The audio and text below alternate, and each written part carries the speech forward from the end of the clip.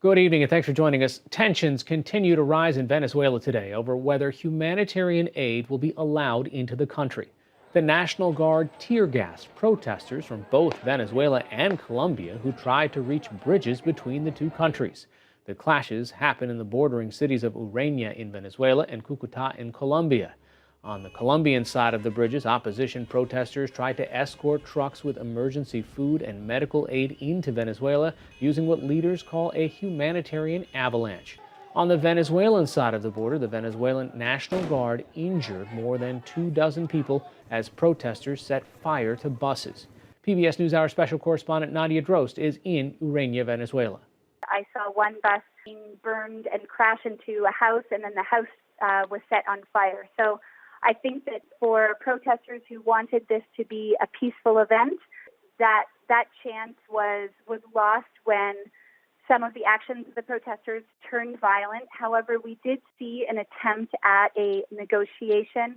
I was with a group of congressmen and women from the National Assembly, which is currently held in contempt by the Maduro government, and they were trying to walk very calmly towards the National Guard, and the National Guard responded by tossing tear gas, and everybody started running back and has become dispersed once again. So it's unclear as to whether those members of the National Assembly are going to make another attempt to try to reach the National Guard and have some kind of dialogue with them.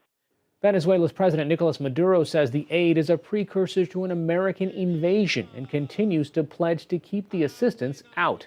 Earlier, opposition leader Juan Guaido appeared in Cucuta with the presidents of Colombia and Paraguay and called on troops and supporters of Maduro to allow the aid into Venezuela. The New York Times' Andes bureau chief Nicholas Casey joins us now from Cucuta, Colombia via Skype.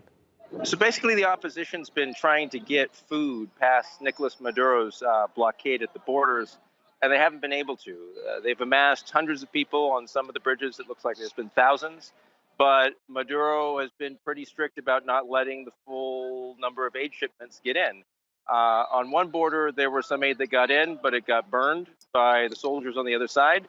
And here, this bridge I'm on, they've been trying to make the aid get through, but it hasn't been able to get past basically a huge wave of tear gas. There's been rock throwings. The food behind me is not really getting anywhere. It doesn't look like it's getting anywhere today. So people are on the Colombia side of the bridge throwing rocks, and the Venezuelan military is throwing tear gas back at them? Exactly. It started with the Venezuelan military with the tear gas, and it got to the point where you had hundreds of people tossing rocks up to the people onto the bridge and then throwing them back at the Venezuelan military. It's just gotten to be pretty messy. The idea behind this was that it was going to be a peaceful march and that people would come to the bridge and try to convince the military, which also suffers from shortages of food and medicine, to join them. But when it turned into a fight, it just doesn't look like it's going to get resolved.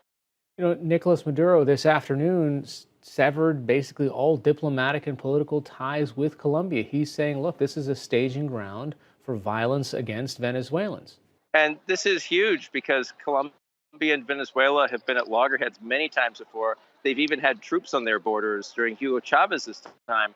And for Maduro to come out and withdraw all the diplomats, severing ties to the country right next to you is a big deal. You know, does Juan Guaido have a plan B? I mean, this ended up becoming a bit of an apex. This day, we are trying to get this humanitarian aid into the country, and this was the day where Maduro was going to try to amass his forces to try to stop it. If he's got a plan B, he hasn't told anyone hardly what it is at this point. There was only a plan A, which was to get this border open and to get the aid onto the other side of the border.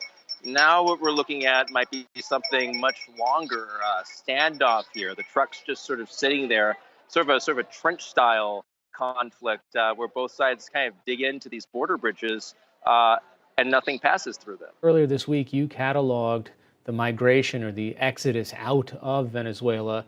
At this point, they are not able to get out of any of these land routes.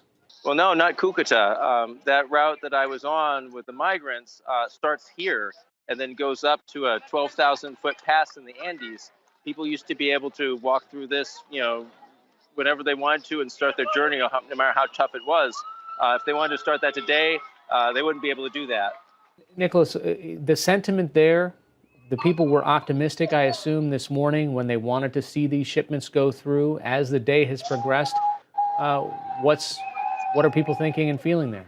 Well, I think people are trying to watch to see what's going to happen next, whether this food somehow will start to make it through. Will more people start to defect from the National Guard? There's been some defections here.